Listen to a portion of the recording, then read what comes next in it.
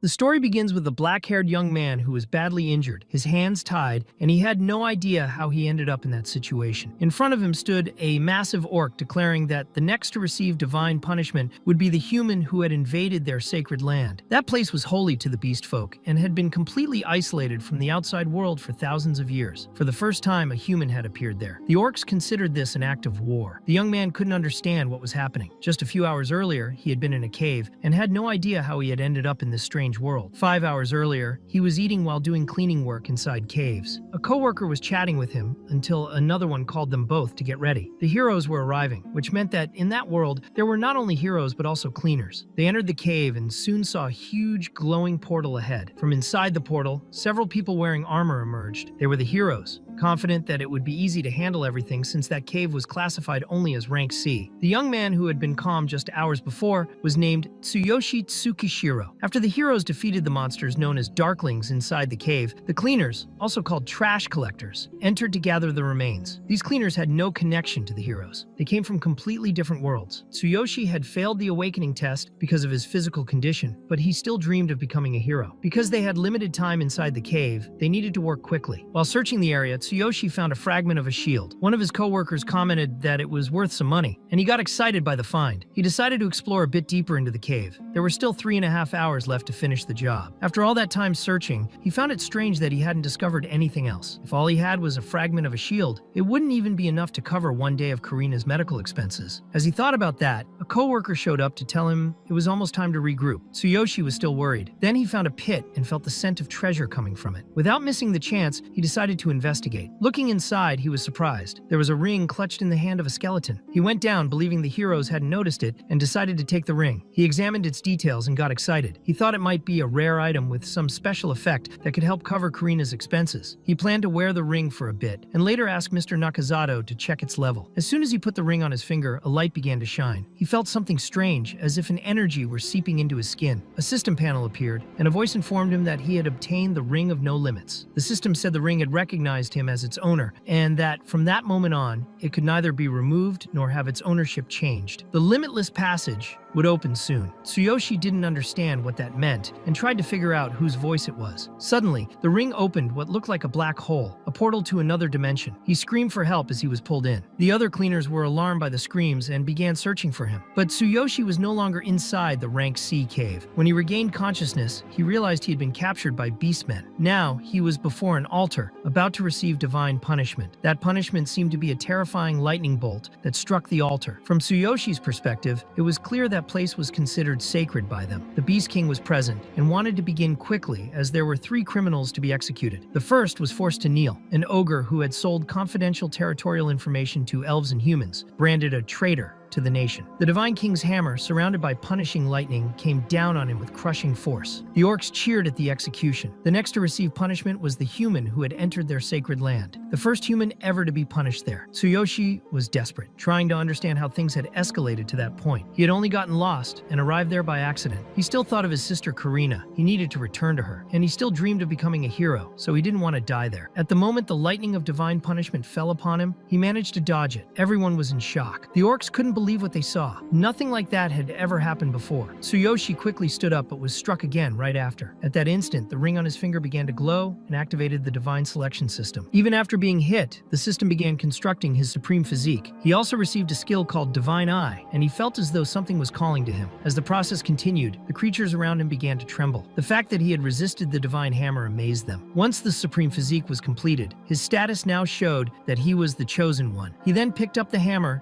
and the system informed him that he needed to become stronger to unlock its full potential. The next creature to be judged was a beast woman. She was shocked to see a human holding the divine hammer. Tsuyoshi looked at his own status and realized he had grown much stronger. One of the orcs approached. It was the general. He declared that a human like Tsuyoshi had no right to touch the hammer and demanded that he drop the weapon and accept punishment. At that moment, the Divine Eye skill activated, and Tsuyoshi began obtaining detailed information about everything he looked at. Focusing on the orc, he discovered his name name was Ryuga, a level 84 warrior. Tsuyoshi tried to reason with him, as he didn't want to fight someone so powerful. However, Ryuga ignored all attempts at conversation and charged at him with the intent to kill him instantly. An explosion shook the area. Tsuyoshi managed to grab Ryuga's weapon and blocked it with the hammer. He was amazed by the weapon's power. It seemed to absorb the impact effortlessly. Even as Ryuga raged, Tsuyoshi tried to speak again, but Ryuga lifted him as if he weighed nothing and threw him into the air. While airborne, the system notified him that the absolute replication ability had been activated. With that skill, he could copy one of the enemy's techniques, but to do so, he had to touch their heart. Without hesitation, he did exactly that and placed his hand over Ryuga's chest. At that moment, Tsuyoshi saw several abilities appear before him, feeling a bit overwhelmed by so many choices at once. Ryuga couldn't understand what was happening. The young man had touched his heart directly. As Tsuyoshi processed everything, he found a skill that perfectly matched the hammer, Heaven Shaker. He chose to replicate that technique and then struck the orc with all his strength. Everyone around was stunned by what they had just witnessed. Even so, the blow wasn't enough to defeat Ryuga. Suddenly, the Beast King appeared at the scene. He looked at Tsuyoshi and said it seemed the divine hammer had chosen him. To the king, this might be a true sign from the gods, for in hundreds or even thousands of years, Tsuyoshi was the first ever to be acknowledged by the hammer. The king explained to everyone present that if this young man truly was the future leader of the beasts, they should give him time to grow. The others agreed, as the prophecy had spoken of this. Ryuga tried to argue that Tsuyoshi was only a human, but the king questioned what was wrong with that. He also asked if the prophecy had ever stated that the leader must be a beast man, making it clear that no one should ignore the one who represented their people's hope. Ryuga then apologized to his king, admitting that he was right. The king asked the young man's name, and Tsuyoshi replied that his name was Tsuyoshi Tsukijo. The king declared that if the boy was truly willing to carry their future on his shoulders, he would grant him freedom, but made it clear that he was still far too weak. He said Tsuyoshi would have 1 year to grow stronger and return to that very place, for only then could they judge whether he was worthy of becoming a leader. The king touched Tsuyoshi's forehead and explained that he had left a mental mark. If the young man failed to return within a year, the king would use that mark to hunt him down and kill him, no matter where he was. Tsuyoshi was now bound to that people. The king wanted to hear the boy's answer. Tsuyoshi was unsure of what to say, but everyone around him began urging him to accept. A beast woman who was also going to be executed told him he should earn his freedom and become stronger. He looked at her using his divine eye ability and noticed that he couldn't see her name, but saw that she was a level 72 warrior. He was confused, not understanding why someone like her had been branded a criminal. Tsuyoshi then answered the king, saying that he accepted the offer, but he imposed one condition. He wanted to take the beast woman with him. Even she didn't understand why. He simply thought it was fair, and now they would be even, with no debts between them. The scene then shifted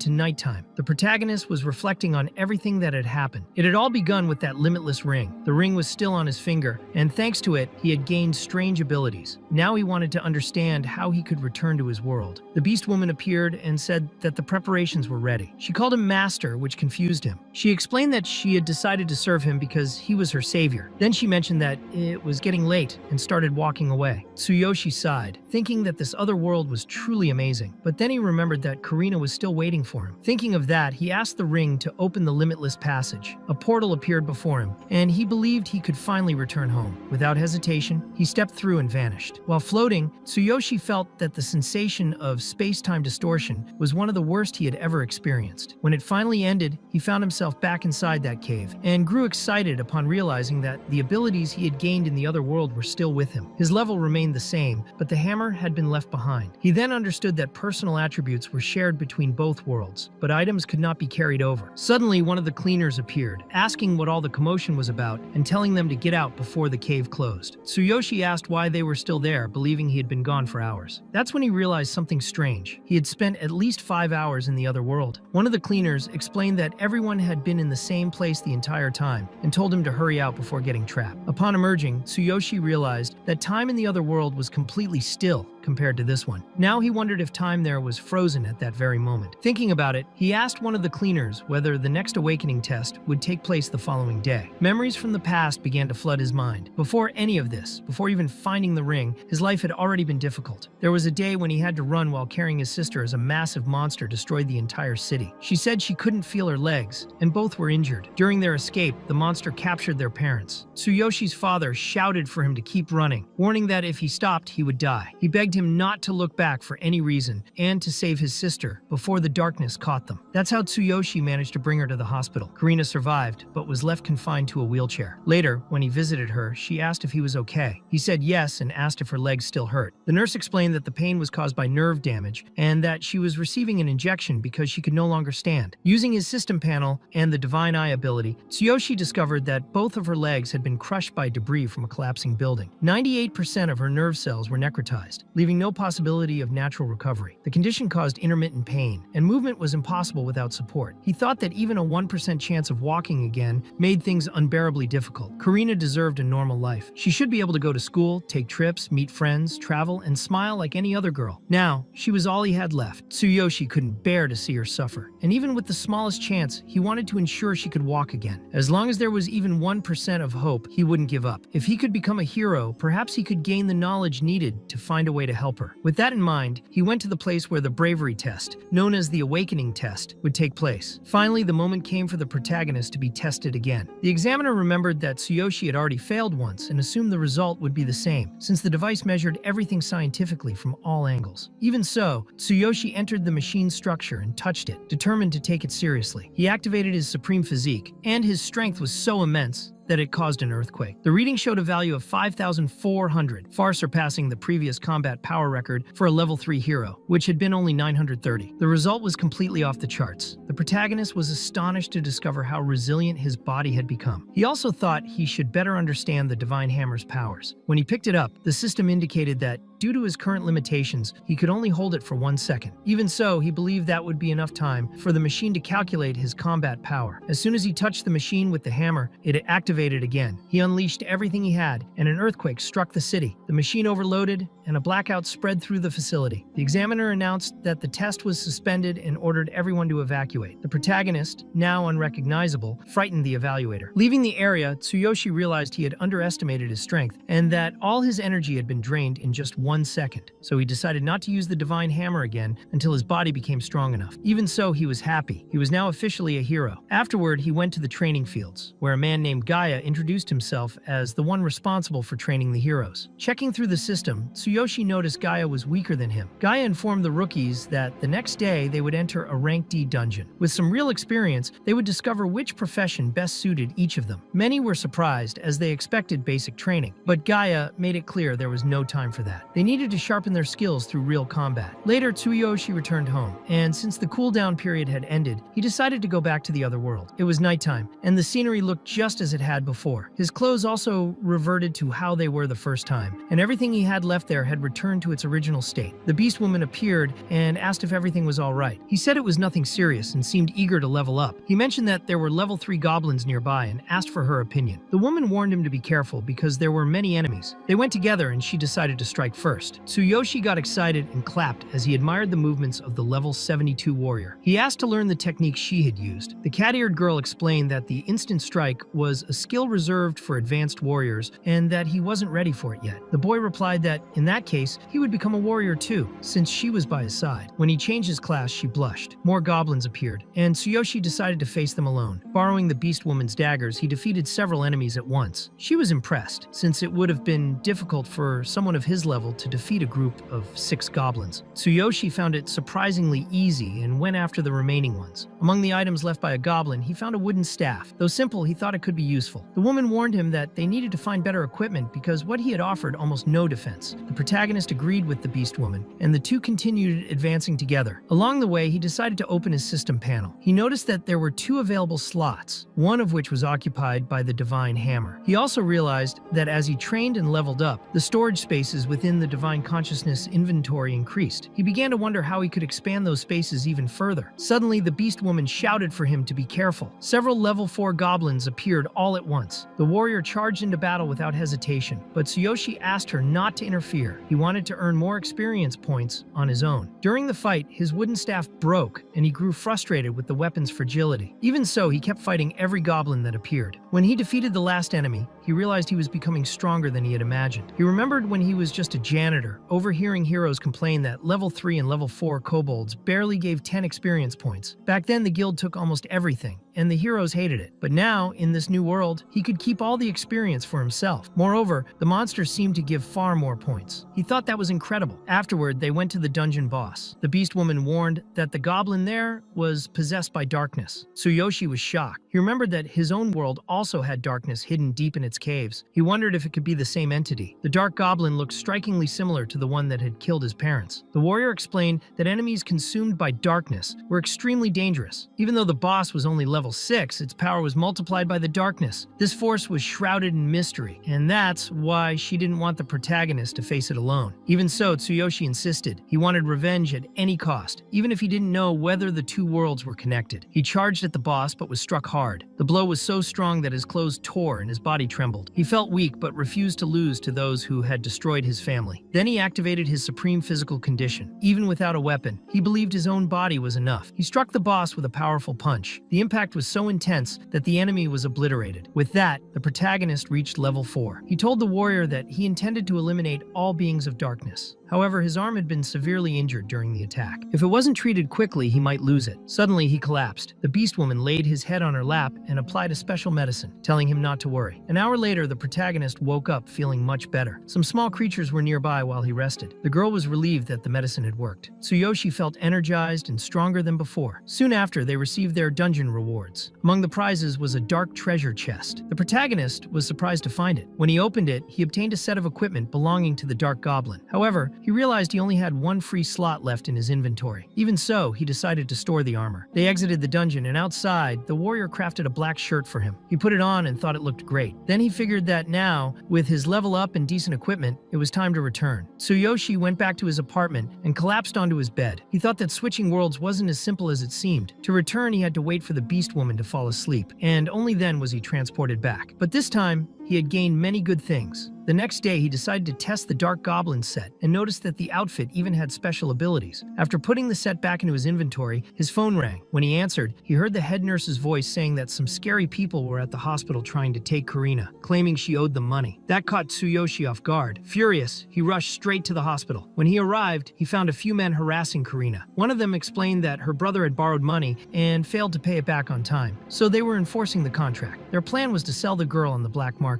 Karina couldn't believe it. She was certain her brother would never sign such a thing. The man said that her brother had been making weekly payments, but the amount didn't even cover the interest. Suddenly, Tsuyoshi appeared, but not like an ordinary man. He kicked the door open with force, hatred burning in his eyes, and declared that they were all miserable scum who should prepare themselves. The loan shark mocked him, saying he didn't even need a defective sister. Tsuyoshi punched him so hard that the man's glasses shattered and his teeth flew out. The thug's guard tried to attack, but Tsuyoshi broke his arm instantly. Seeing the situation spiral out of control, the man with the glasses drew his gun and fired, but Tsuyoshi caught the bullet in his hand as if it were nothing. Everyone in the room was stunned. The protagonist said that he was now a hero. The three criminals began to tremble. The nurse called security, reporting that loan sharks had threatened a patient and her brother. But before the guards could act, the thugs were already trying to flee. One of them stammered that it was fine if the boy didn't pay and apologized for the trouble. Even while saying that, he was already thinking of telling the gang's boss that Tsuyoshi had become a hero. That could ruin their plans. The boss was a level 100 warrior, surely strong enough to defeat him. Tsuyoshi apologized to his sister and explained that if they didn't pay soon,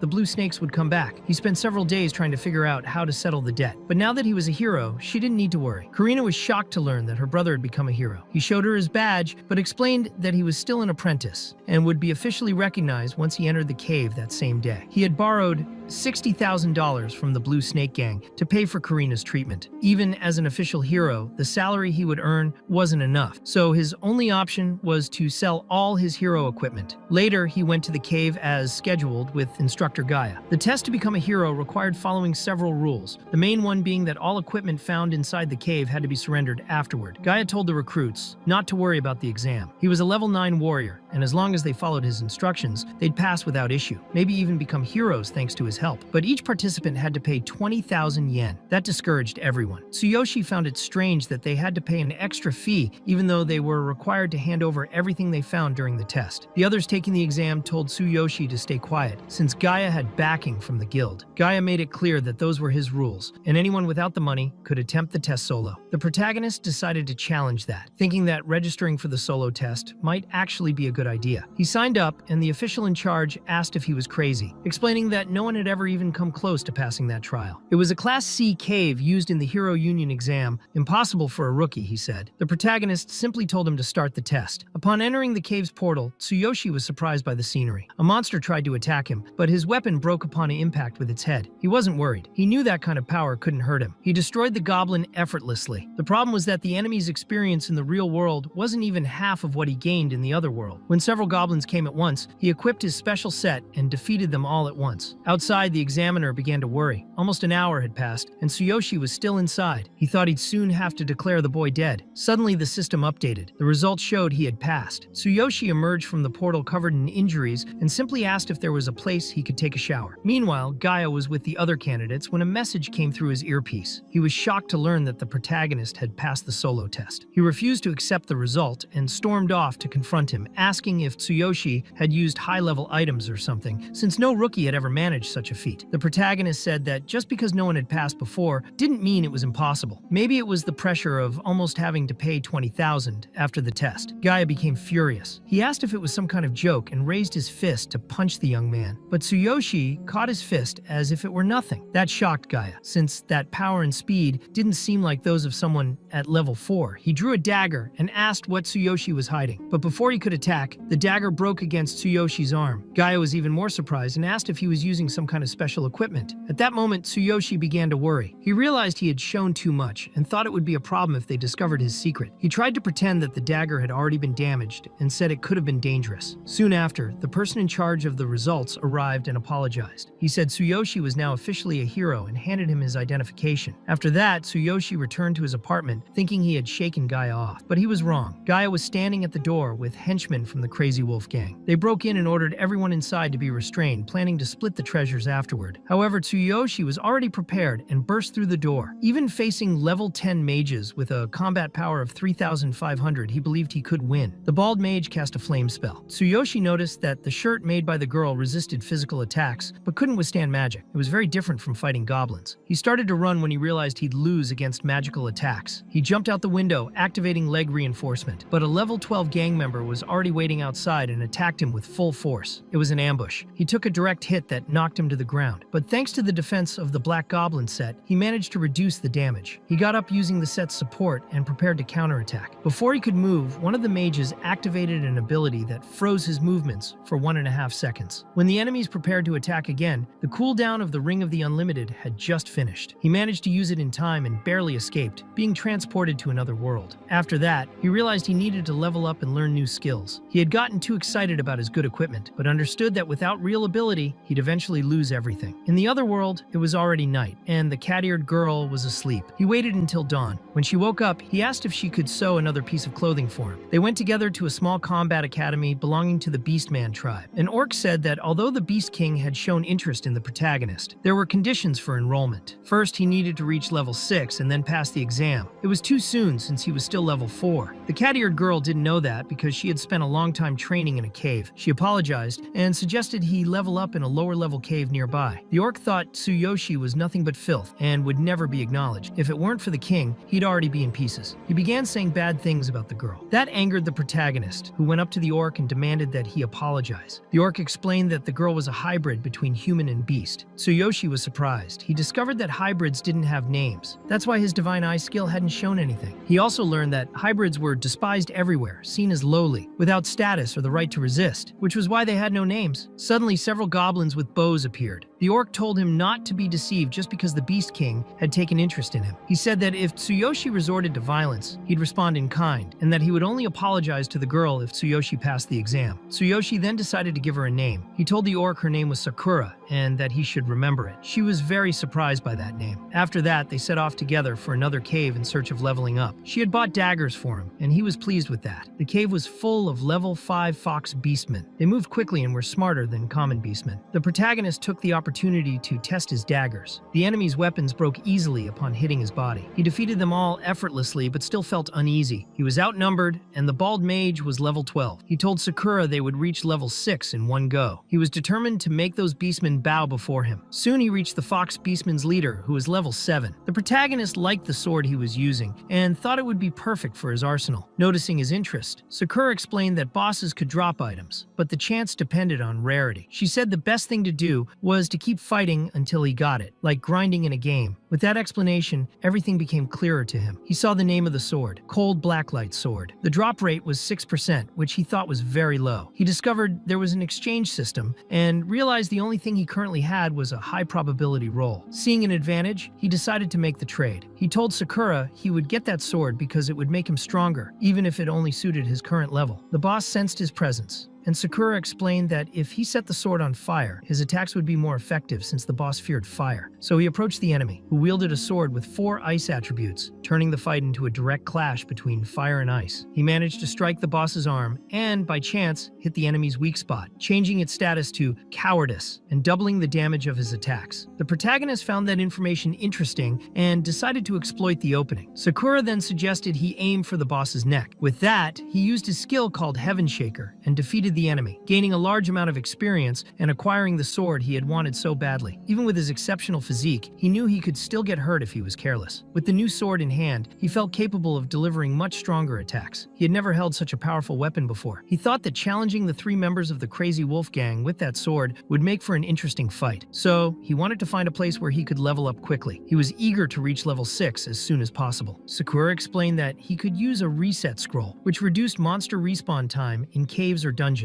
She said the effect was weaker in special or high-level areas, but since the Fox Beastmen cave was low-level, monsters would reappear quickly. She had a few scrolls and believed they'd be enough for him to reach his goal. They left the cave, and she handed him the item. The young man was impatient and didn't want to wait any longer. He attacked the creatures again and soon reached his second battle against the boss, now at level 5. After defeating the enemy, he finally reached level 6 and could now take the test. He returned to the entrance of the Combat Academy, and the orcs were surprised to see he had leveled up in just one day. The protagonist was wearing the Fox Beastman set he had obtained by defeating them repeatedly in that cave. He asked the orc to call the examiner because he didn't want to wait until the next day. When the examiner arrived, he was irritated because he had been interrupted while getting ready to sleep. Upon seeing the protagonist, he made it clear he didn't want to waste time. Still, Tsuyoshi said he met the requirements for the test and wanted to begin immediately. The examiner warned him that reaching level 6 didn't guarantee approval. Meanwhile, the orc came closer and whispered what had happened into the examiner's ear, leaving him completely shocked to learn that the protagonist had gone from level 4 to 6 in less than a day. The Combat Academy's priest commander then authorized the start of the test, explaining that if he passed, he would gain access to the Beastmen Academy's skill vault. The test was simple. He had to look at a stone slab on the platform, and if he could break it with a single punch, he'd pass. The examiner gave a demonstration to show how the test worked. Then, the protagonist focused 50% of his energy into his arm and struck the stone with full force.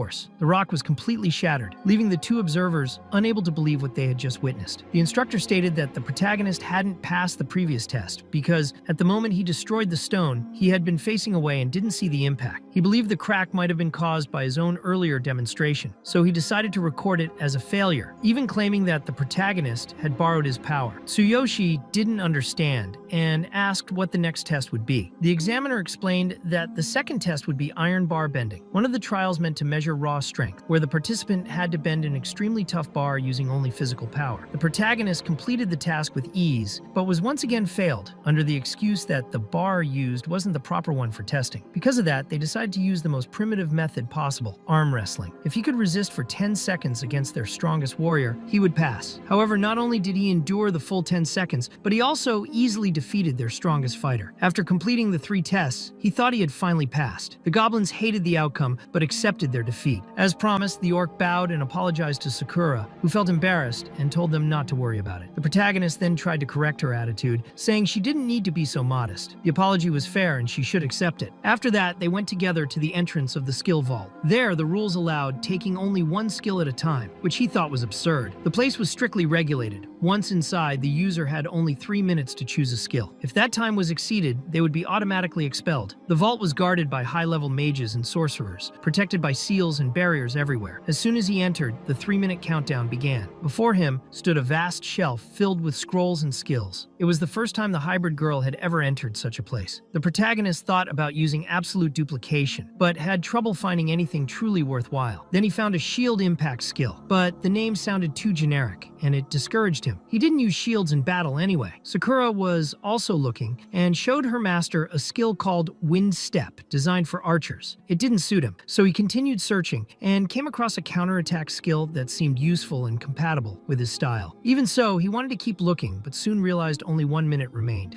He was wasting time and needed to act fast. He decided to break all the seals at once using his strength. He activated the hammer of the Divine King for a second. The examiner could never have imagined that a human possessed such power. All the seals shattered almost instantly. The skill was deactivated immediately afterwards since its duration was limited. Only 50 seconds remained. Instantly, Tsuyoshi began being bombarded by information from the scrolls. Sakura grew worried because his brain was being overloaded with data all at once. He felt as if his head were splitting apart, but he didn't care. He just wanted to find the skill that suited him best. Time was still running, and he knew that wasn't good. He asked Sakura to grab a specific scroll from the lowest shelf in the deepest aisle, the third one from the top. At that moment, only 20 seconds were left. Even so, she managed to reach the fragmented scroll. Luckily, that kind of scroll didn't require collecting other fragments to be used. The time expired, and they had to leave. He picked the girl up in his arms and dashed out of the vault, escaping right at the last possible moment. The examiner couldn't understand how the protagonist had obtained a fragmented scroll. Tsuyoshi had chosen the Thunder Chain Fall, a powerful combat magic that summoned an intense electrical current capable of inflicting lightning-type damage. This energy spread among 3 different targets and was a skill suitable for both warriors and mages. The examiner explained that, according to records left by his predecessor, in the past 1,000 years, almost no one had ever tried to learn a fragmented skill. The reason was that this magic was divided into 6 volumes, and only 3 had ever been found. Finding the remaining ones without any clues in such a vast world seemed impossible for that orc. Moreover, he said that many beastmen who had tried to master that ability in the past had died horribly. As they leveled up, their bodies couldn't handle the pressure and completely exploded. The priest then revealed that 1,000 years ago, the king of the beastmen, known as the Divine King, had been the wielder of the sacred hammer, and this was the only skill the ancient kingdom had left as its legacy. Even so, the protagonist paid little attention to the priest's warnings. He believed that skill suited him perfectly, even if the king himself had abandoned it. Without hesitation, he decided to leave the place. Before Sakura could also leave the vault, the priest recognized her as the hybrid, who was supposed to have been executed. He wanted to understand how she had managed to deceive the beastmen for so long. He believed the human still didn't know who she really was and asked if she intended to sacrifice him, but she coldly replied that it was none of his business. Later at the inn, the protagonist had to use a healing potion that Sakura had brought, as he was still recovering from using the hammer of the Divine King. During their rest, he noticed that Sakura was acting strangely. She tried to explain by saying she was just tired. Tsuyoshi, still suspicious, mentioned that she was next on the execution list. Sakura preferred not to continue the conversation and diverted the topic by asking if he had studied the rest of the scroll. The protagonist had already memorized everything. Despite the strange words spoken by that old beast man, he felt the skill truly matched his fighting style. The Thunder Chain Fall required an extremely resilient body, making him the ideal candidate. After all, he still had the strongest body of anyone he knew. Even with that achievement, he decided he still had something to settle in his original world. Now that he had learned the ability, he believed he knew how to deal with the 3 enemies waiting for him. He returned to the other world at level 6, wearing the Fox Beastman's set. Without wasting time, he unleashed the Thunder Chain Fall on the 3 enemies. The skill was still only half as effective, but it caused devastating impact nonetheless. All 3 were paralyzed. Then he killed Gaia, the first member of the Crazy Wolf gang. The second, a bald man, became enraged and threw several bombs toward Tsuyoshi. The explosion was massive, and he believed he had won, but despite the impact, Tsuyoshi emerged unscathed, as if nothing had happened. After defeating everyone, the protagonist found a strange bag and grew curious. He discovered it was a dimensional ring, a rare object that allowed the user to access their own storage space, the size of which depended on the user's level. Tsuyoshi was thrilled with the find. An ordinary hero could never obtain something like that, both because of its high cost and its rarity on the market. He tested the ring immediately and confirmed it worked perfectly. When the hero's security forces arrived, he took advantage of the moment and fled as quickly as he could. Shortly after, he received a phone call. It was his former schoolteacher, Lily. The teacher called Tsuyoshi, saying he had been absent for too long. Even though winter break had ended a week ago, she was still worried about him. She understood that he might have wanted to leave school because of his sister's situation, and even thought his decision might be tied to the family's financial troubles. Still, she didn't want to see another student giving up on his studies. Tsuyoshi thanked her for her concern and admitted that the problem wasn't just money, he had also suffered a lot at school. The teacher tried to encourage him, reminding him that he was a strong boy and shouldn't run away from his problems. She told him he should keep studying, doing his best for his sister and for himself. With those words, Tsuyoshi was convinced by his sensei and decided he would return to school the next day. Meanwhile, the Crazy Wolf gang leader began finding the whole situation very suspicious. 3 of his members had been killed by an unknown hero and all their items had been looted, including a dimensional ring they trusted deeply. The protagonist didn't know that the ring carried a tracking spell, allowing the boss to know exactly where the item, and therefore Tsuyoshi, was. Consumed by revenge, he refused to accept that his gang had been robbed and ordered all his men to recover what they had lost. The next morning, Tsuyoshi walked with his sister Karina, who moved with the help of orthopedic supports. He asked if she was feeling all right, and she said yes, as long as she walked slowly. When she learned he would return to school, she insisted on going too. Tsuyoshi had bought her equipment with the money he had taken from the 3 gang members, but now he was broke again and couldn't sell the dimensional ring. It might be useful later in his work as a hero. Arriving at school, Karina went to her classroom. 2 girls were watching her from a distance, and one of them, with black hair, began planning to intimidate her purely out of malice. Meanwhile, Tsuyoshi received a scolding from the principal for abandoning his studies. Teacher Lily tried to defend him, explaining that he had his reasons but had now returned. She was the one covering the tuition for him and his sister, which made Tsuyoshi determined to repay the money one day. Even after returning, reality hadn't changed much. Classmates who had previously mistreated him continued their behavior. One of them threw a paper ball at him, but Tsuyoshi easily caught it, surprising both of them. Then he said he would see Rayleigh in the bathroom after class. Rayleigh laughed, thinking the protagonist was just excited to be back. When the bell rang, they went to the bathroom together. There,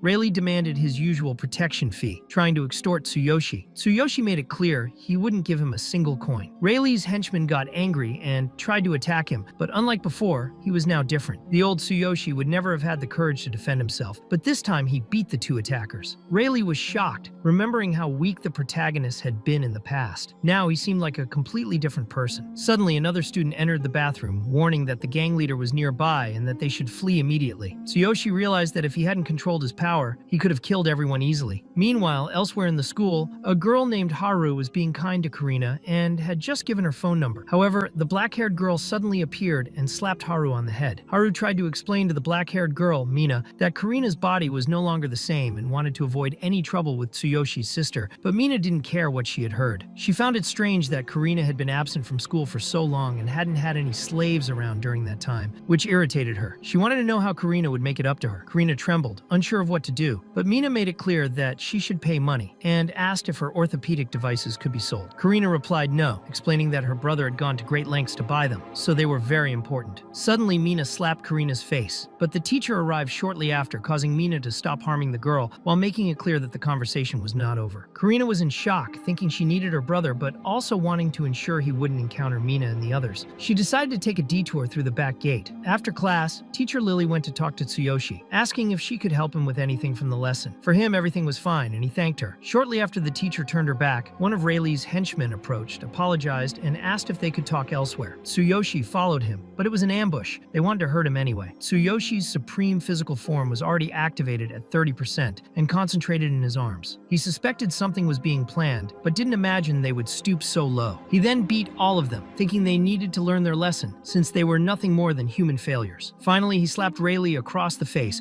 knocking him out, knowing a hero couldn't kill a civilian. Meanwhile, Karina walked down the corridor toward the back gate, panting and just wanting to get out before Mina arrived. But there was an obstacle. She had to go down the stairs, so she decided to go slowly. Suddenly, Mina appeared and pushed Karina down the stairs. Karina fell, was seriously injured, and her nose began to bleed. Mina found it amusing and demanded that she remove the devices from her legs. Outside, Tsuyoshi waited at the front gate, finding it strange that Karina hadn't arrived yet. He had gone to her classroom and learned that she had already left. Then, a girl politely asked if he was Karina's brother and whether he knew where she was. She awkwardly replied that she saw Karina passing through the back gate and suggested he go there. Tsuyoshi hurried to check and wanted to understand why she had taken that route. It was odd for her to go down the stairs to the back gate. His eyes widened at the scene. His sister was lying on the ground, badly injured, but seeing him cheered her up considerably. He used his divine eye ability to analyze her injuries. Karina tried to explain, claiming it was her fault for falling down the stairs, but the ability revealed that she had taken punches, slaps, and kicks. Even so, she insisted on the excuse, not wanting to worry him. Her cane had also been broken. She wanted to prevent him from worrying,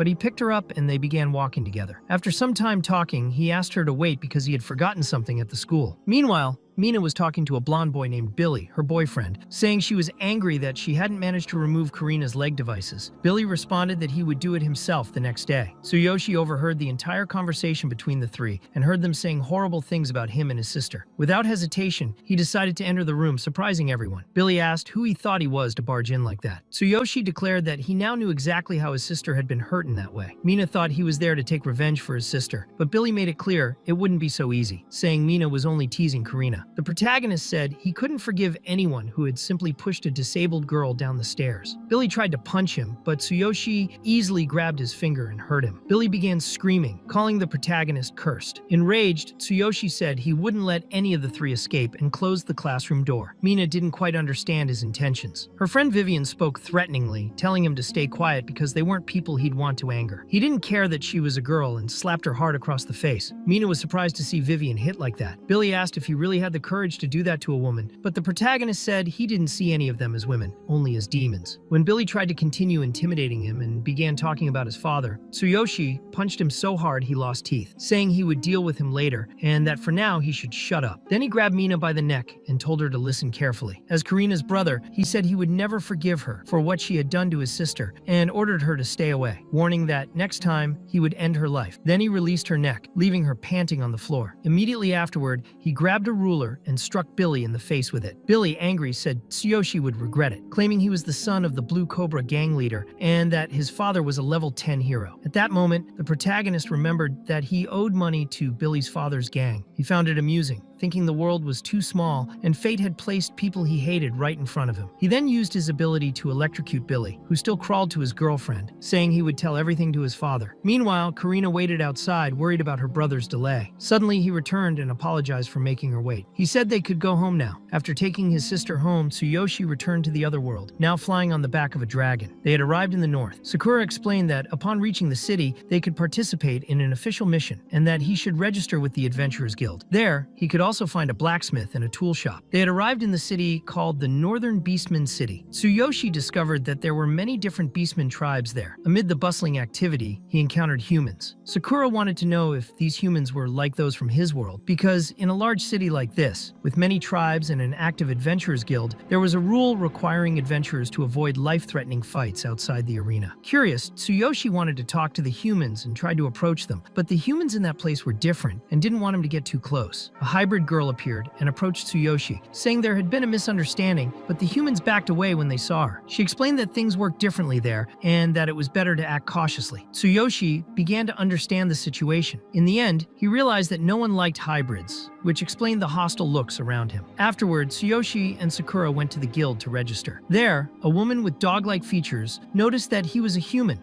accompanied by a hybrid, and found it interesting, asking them to fill out their information. This data would be shared across the entire Adventurers Guild network, allowing them to take missions from other branches in the future. They needed to go through this process to receive the official adventurer identification, which was an emblem. The lowest rank emblem was made of iron. The higher the rank, the better the merits, and the greater the rewards. Rankings went from iron to bronze, then silver, and finally gold, but only a few adventurers with the gold emblem still roamed the guilds, as they accepted missions only from nobles or wealthy people. The guild hostess also explained that it was possible to hide one's level and even the emblem itself. The protagonists tried to do this and succeeded on the first attempt, which surprised the woman, as it was rare for someone to hide this information immediately. Meanwhile, two huge orcs rudely entered the hall. They had just completed a mission and already wanted to take another. The hostess took the opportunity to mention that there were quite a few creatures called carnivorous darkness, causing problems in some farmers' fields. She said a group of 3 people had already accepted that mission but were severely injured, and one of them was still missing. Tsuyoshi decided to accept this mission, but the orcs did not like that. One of them drew a dagger as if to attack, even though they knew it was forbidden inside the guild. The other tried to stop him, saying it would be madness. The hostess warned the protagonist that, given his current level, the request could be rejected by the client. Then the orcs began mocking the hybrid girl, but to put an end to it, Sakura showed her gold emblem. The hostess was surprised, saying she should have shown it from the start, and stated that she would entrust the request to her, believing the farmer would be happy with that. The orcs ended up leaving, leaving, as their prejudice against hybrids was overcome the moment Sakura revealed her badge. Now, the protagonist had an official mission that would help him level up. After leaving the guild, Tsuyoshi looked for the farm where the carnivorous darkness creatures were causing trouble. He commented that he had no idea Sakura had a gold badge. She explained that she had joined the guild at a young age, completing several missions with different groups, and only realized she had reached the necessary level after a long time. Then she exchanged her emblem for the gold one, as recognition of her performance. In the end, they arrived at the farm. The creatures known as carnivorous darkness there were level 10, and seeing that number, Tsuyoshi wanted to know how many people were inside. The hybrid girl explained that being darkness creatures, they had the ability to corrupt all living beings, making them furious and stronger. Low-level beings would even lose their intelligence, becoming similar to those dark goblins. At that moment, it was also revealed that these creatures had previously been slimes. Tsuyoshi quickly concluded that his Chain Thunderfall ability was the best option to face that group. He began preparing the spell to cast it. However, Sakura warned him that fighting alone like that was no longer a good idea. The battle could cost him his life, as this area was completely different from the initial ones. The request was dangerous, and it was not uncommon for adventurers to die at any moment. The protagonist began to reflect and grew worried, as he did not know how strong the king was. He didn't know what level would be enough to prove his strength and abilities after a year. Sakura believed it would be impossible for him to pass the king's test starting at his current level. For her, simply surviving until the next year would already be an achievement. At the very least, he should avoid being killed by the divine judgment of the beastmen. The level system also imposed limits. The maximum level allowed for adventurers was 100, while the current beastman king was level 92. That was the problem. There was a point where Tsuyoshi could no longer grow easily. The higher his level, the harder it would be to advance. Even so, Tsuyoshi did not see this as an obstacle. He did not consider himself an ordinary adventurer. He had lifted the Divine King's hammer and believed he could reach level 50 in a year. Determined, he set a goal to reach level 12 by the end of the week. He planned to attack one of the dark carnivorous creatures and use the system to its maximum capacity from now on. With his divine eye, he identified that the creature's weak point was the slime core inside their bodies. He then began searching for exactly where the core was, but it was not easy. The creature could corrupt the body part it touched, making combat even more dangerous. After a few attempts, he discovered that the core was under the monster's tongue. Using the Chain Thunderfall ability, he managed to destroy the creature. 30 minutes after defeating the first monster, almost all of the carnivorous creatures had been eliminated. Tsuyoshi had a little help from the thunder oil that Sakura had prepared. This oil allowed the thunder attribute to be imbued in weapons. Only 4 creatures remained, and the protagonist thought he should stock more oil-based items next time, as even the oil used to cause fire in the last battle had been useful. However, he realized he had forgotten to obtain money, which was something he would also have to seek during his journey to become the Beastman King. Soon after, he decided to enter the food warehouse to find the boss and complete the mission. However, before he could enter, the farm owner appeared and asked what he was doing there without permission. He did not like seeing a hybrid girl on his property at all. Next to him were several adventurers who did not believe that a hybrid and a human had destroyed all of that. These adventurers were there because of something called Cardiolus. Tsuyoshi had no idea what it was and thought it was all a misunderstanding, as they had received the request from the guild itself. Sakura also did not know about the existence of this item, which the boss was supposedly going to drop. Since neither of them knew what it was, the group of adventurers wanted them to stay out, as they were interested in the item. Tsuyoshi was very confused by the whole discussion about the Cardiolus, but Sakura made it clear that he should not give up the mission, as the Cardiolus was extremely valuable. It was a rare item that dropped from a dark boss. Once purified, it could be used to connect with a dark area. In these areas, drops and experience rates were 10 times higher than in any normal area. Knowing that the Cardiolus was a rare and valuable item made it clear that it was excellent for an adventurer who wanted to level up. Therefore, the protagonist decided he would obtain this item at any cost. Suddenly, tension between the groups began to rise, and they almost started a battle at that moment. However, the property owner did not want that to happen there and suggested resolving the misunderstanding in a better way. Since one group had received the request from the guild and the other had been summoned by the farm owner himself, the man proposed that everyone show their worth through their own abilities. The only remaining enemy was the boss, and whoever defeated it would be entitled to the reward. Even so, the adventurers did not want Tsuyoshi and Sakura to go first. Tsuyoshi tried to convince them, saying he was only level 6. He stated that if he lost, he would give up the request and the reward. He pretended to be weak so that the adventurers would believe he would lose and let him fight first. The other adventurers began laughing at the situation, thinking that the boy, who seemed like a simple janitor, was crazy to want to face a boss at that level. They let him go, thinking it would be fun to see him be miserably defeated. Tsuyoshi then entered the warehouse, where the boss awaited him. The creature's aura was heavy and terrifying. The carnivorous darkness boss was level 14. Even so, Tsuyoshi believed that just 1 second would be enough to kill it, and for that, he intended to use the Divine King's hammer. He knew the creature was weak against thunder, but he also understood that if he did not defeat it with that single strike, he would be in danger, as he would become weaker immediately afterward. He struck the creature with full force. Sakura noticed that he had used 100% of his current power, and immediately grew concerned, knowing he would be exhausted afterward. Desperate, she ran to check on him. There he was, lying on the ground, his thin, weakened body resembling the debilitated form of the hero All Might from a famous manga. Even so, he held a stone in his hand and asked if that was the cardiolus everyone had been talking about earlier. After that, they headed to the Adventurers Guild. The hostess handed the reward to Sakura, but the hybrid insisted that it was her master who had defeated the boss. The hostess thought it must be a joke, as Tsuyoshi was so weak he could barely stand. However, at that moment, the state of weakness ended and he returned to normal. With his body restored, he wanted to know if Sakura had learned anything about the cardiolus. The hostess explained that they should seek out the shamans, as the cardiolus needed to be purified and infused with magic by one of them to be usable. She mentioned that the Shamans Guild was east of the city and offered to write a letter of recommendation for both of them. She also warned that there would be a shaman exam in the coming days, and because of that, they might be rejected. Tsuyoshi was surprised to learn that shamans had rankings. They were divided into 6 different classes and were considered more noble than ordinary adventurers. Some could even influence an adventurer's level cap. In the adventurer world, a high-level shaman was more feared than 10 powerful warriors. A shaman's potions could change the outcome of a battle. After hearing all this, Tsuyoshi became even more fascinated with this new path. The hostess then handed them the recommendation card, allowing them to proceed with the purification of the cardiolus. They then went to the Shaman's Guild, where many mages were gathered for the exam. Tsuyoshi and Sakura asked if they could request the purification of the cardiolus, but the white shaman at the entrance was not pleased to see a human and a hybrid there. He made it clear that it was not possible that day, as it was exam day and only shamans could enter. Sakura showed the Adventurers Guild letter of recommendation, but the white shaman became even angrier and repeated that it was exam day, so there would be no exceptions. Suddenly, Doug appeared. He was the representative of the Northern Shamans Association and also its president. His cloak marked him as a blue shaman. Noticing all the commotion, he wanted to understand what was happening. At once, everyone present changed their posture upon seeing such an important figure. The white shaman tried to blame Tsuyoshi and Sakura for the confusion. Doug assessed the situation and decided that he would purify the cardiolus for Tsuyoshi, but informed him that it could not be done that exact day because of the exam. Tsuyoshi showed urgency and asked if there was another way to resolve it. The association president said the only alternative was for Tsuyoshi to participate in the shaman exam and achieve the highest score. In that case, as a bonus, the president himself would handle the purification. However, there was a problem. As Tsuyoshi was a warrior, he did not meet the minimum qualifications to take the shaman exam. This sparked the protagonist's curiosity, and he wanted to know what the requirements were. Everyone there began laughing at him, thinking he was just another foolish human trying to stand out. To become a shaman,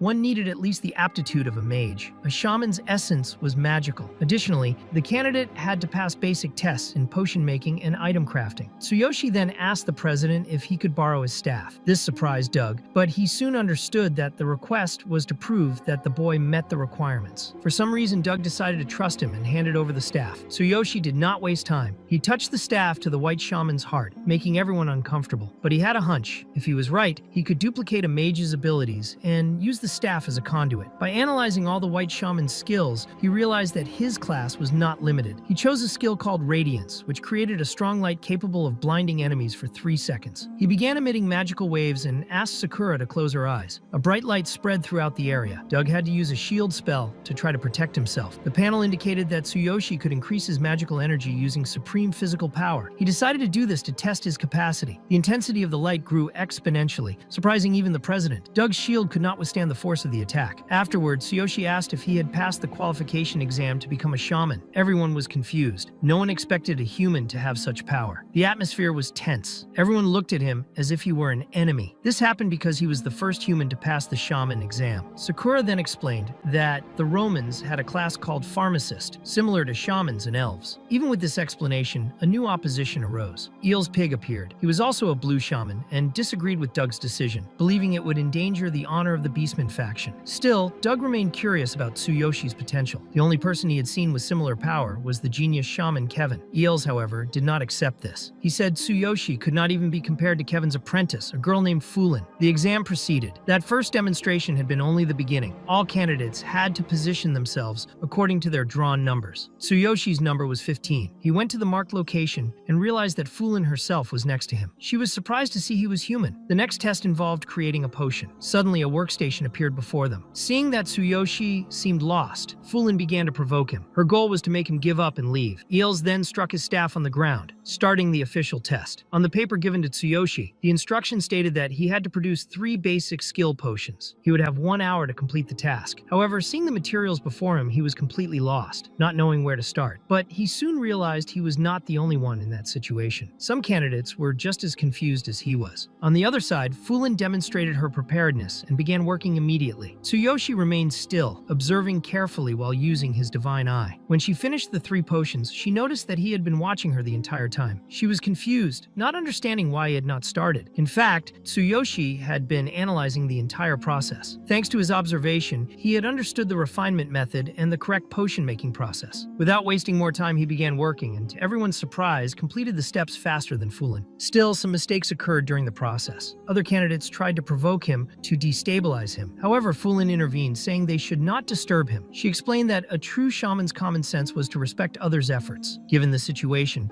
Tsuyoshi decided to use the divine hammer to complete the work. With this, he was able to refine the potions perfectly. By the end of the exam, he had passed. He then approached Sakura and informed her that the test was over. He took her to where the president of the Shamans Association was. Now that he had demonstrated his abilities, the protagonist expressed the desire to purify the Cardiolus with his own hands. As he prepared to leave, Fulin appeared visibly upset. She could not accept losing to a human, which left her quite shaken. Sakura overheard her mention Kevin as her master, which shocked her. Tsuyoshi, in turn, noticed the change in Fulin's behavior. Then they all headed to the ritual room. Doug and Eels accompanied Tsuyoshi and Sakura. The president began the ritual and invoked the 4 elements. He called upon the Mother of Earth, the Father of Fire, the Spirit of Water, and the Breath of Wind, guardians of the great elements, to hear his plea. In the name and word of the shamans, he requested the purification of the Cardiolus. Eels remarked that the protagonist had the luxury of having the president involved in a ritual of this level. After completing the invocation, Doug drove his staff into the ground. The stone began to transform, taking on a completely different appearance. He explained that the Cardiolus was classified into 3 different grades: low, medium, and high. The one the protagonist possessed was of medium grade. Tsuyoshi had been lucky. This meant that the amount of experience he would gain in a dark area would be very high. Based on his own experience, Doug recommended that he form a balanced group before entering. A tank, 2 warriors, 2 offensive mages, and a pharmacist would be ideal. He asked if the boy had already chosen his team members, but the protagonist made it clear that his group consisted only of him and Sakura. In fact, he planned to face the dark area completely alone. The answer left both Eels and Doug visibly shocked. Even so, they continued the process. They would now open the entrance to the dark area. Once inside, Tsuyoshi could fight against the darkness 3 times. After that, he would be automatically expelled, and the Cardiolus would turn to dust, disappearing forever. As soon as he entered the area, he could no longer leave unless he defeated all the monsters inside or waited for the time to run out. If he died, his body would be removed from the area. Sakura, worried, handed him some potions to help him. The president of the Shamans Association considered lending him his staff, but the protagonist refused. He believed he wouldn't need it. After all, he was a warrior, and entered the portal with his sword in hand. He arrived at a place called the Dark Forest Shadow Area. He had 12 hours to clear the location. Every time he completed the task, he would gain another 12 hours, and this could be repeated 3 times. He soon encountered shadow wolves at level 10. Without wasting time, he activated his supreme physical ability and combined it with his Chain Thunderfall skill, defeating several shadow wolves at once. However, it wasn't that easy. After struggling with the remaining wolves, he finally caught a breath. His stamina was depleted, as the supreme ability demanded a lot from his body. Fortunately, Sakura had helped by providing a good supply of potions. He recovered and continued fighting. He began to grow impatient, eager to reach level 7. Eventually, he encountered an enormous door. He suspected it led to the boss room, but preferred to fully restore his health before entering. Once at 100%, he decided to proceed. Soon he sensed a familiar energy, similar to the carnivorous darkness he had faced before, but the intimidation this time was different. He believed he had finally found the true dark area boss. He confronted a monster known as the one who cuts everything through darkness. It was the area boss at level 14. The boss tried to strike him with chains. Its abilities were extremely powerful, and the protagonist struggled to react. At first, he could only block the attacks. At one point, he was hit by a skill called Tremble Slow, which paralyzed him for several seconds. Desperate, he used his magic ring to defend himself. Suddenly, the boss remarked that he was strong and had an impressive presence. It was surprised that its skill had been broken. Tsuyoshi was shocked to realize the boss could speak. The enemy tried to explain that darkness was the greatest existence of all and paralyzed him once more before attacking again. The protagonist blocked the strike and realized he was facing a formidable foe. He attempted a counterattack with Chain Thunderfall, but the boss easily dodged and launched a massive attack. It thought it had defeated him, but it was wrong. Tsuyoshi reappeared wearing special armor. He had performed a sacrifice that freed him from all negative effects and granted immense power for a short period. The ability Tsuyoshi used had been obtained from the boss itself. This confused the monster, as it could not believe a human could wield a power of darkness. For the protagonist, it seemed simple. He advanced with all his strength and struck the enemy, defeating the dark area boss. Immediately afterward, he felt intense pain throughout his body and realized he could faint at any moment. The sacrifice skill was powerful, but came at a steep cost. Upon checking the items he obtained, he discovered he had acquired the boss's weapon, a sword called Bloody Mist Saw, with passive and secondary abilities linked to bleeding effects. Then he was reset and finally reached level 7. Even so, he concluded that the sacrifice ability was dangerous. The physical damage it inflicted did not disappear. He realized he would need to strengthen his physical resistance before losing control of his own evolution. For Tsuyoshi, no price was too high to become stronger, so he decided to press forward without hesitation. He resumed his journey, feeling guilty for making Sakura wait. Meanwhile, outside, she waited with President Doug and Eels. They discussed the possibility that the protagonist might already be dead. Suddenly, they heard a loud noise. A silhouette appeared at the portal. It was Tsuyoshi. He appeared, apologizing to Sakura. He explained that he had completed everything 3 times, earning a bonus experience. He leveled up 3 times and was now level 9. However, he was severely injured. Without delay, the shamans rushed to assist him. After being healed, Doug reported that much of Tsuyoshi's muscles and nerves were severely damaged. The fact that he was still alive was considered a miracle. Even so, after treatment, he said he felt fine. Seeing this, Eels apologized. He had not believed the protagonist could survive. Tsuyoshi remained calm and avoided any conflict. Eels had used a technique called Reflex, which acted as an intermediary for the healing ability. Despite the improvement, Tsuyoshi's body remained in critical condition. He required urgent treatment, and delay could mean death. It seemed he had used a forbidden technique and could no longer repeat it. If he suffered that kind of damage again, he might no longer be able to evolve. The protagonist began to feel that the sacrifice skill was affecting his mind. He had strange visions, with a malignant presence, which made him suspicious. Doug then handed him some potions, explaining that they were Kevin's favorite medicine. They would help with recovery, but ideally, he should find Kevin personally. Doug mentioned that if Tsuyoshi showed talent, he could become Kevin's apprentice, learning much of his medicinal knowledge. Kevin was one of the few on the continent who mastered the legendary law of ruin. In this world, laws govern the magic of heaven and earth. Spells based on these laws possess immense power and are called forbidden ruin spells. For shamans, it was essential to improve the effectiveness of refined medicines. However, the laws of heaven and earth were violent, some with a will of their own. There were 12 hidden laws in unexplored areas. Even if someone discovered them, they needed training and skill to acquire them. Kevin was called a genius because he had mastered the 12th law, the law of the great winds. Therefore, he had the ability to heal deep wounds like those Tsuyoshi carried. Doug prepared a recommendation letter and handed it to the protagonist. Along with it, he provided rare medicines for exchange and to start a dialogue with Kevin. The protagonist set off in search of Kevin, accompanied by Sakura. She had managed to gather information about his location. However, it would be a long journey, and Tsuyoshi could use the path to gain even more levels. To accomplish everything he needed, Tsuyoshi realized he could not proceed alone. He needed a group. Sakura took him to the mission hub, a place where many adventurers waited for new tasks or sought companions to form teams. The area was bustling. Some shouted, others analyzed information on boards, while many simply observed. Among them, a tall warrior called for new members. He was looking for someone at level 15 to join his group and shouted so everyone could hear. Tsuyoshi, now level 9, approached and asked if he could join. The adventurer reacted with anger and disdain upon seeing his low level. Before the discussion escalated, the mission gates opened. The adventurers couldn't miss the opportunity and rushed in. Reluctantly, the group captain agreed. With few options, they decided to give Tsuyoshi a chance. Shortly afterward, during the mission, they encountered a forest rhinoceros, a massive level 16 creature. While everyone hid and tried to strategize, Tsuyoshi advanced alone and activated his Chain Thunderfall skill. With a single strike, he defeated the monster. Everyone was stunned by what they witnessed. The mission continued. Although challenging,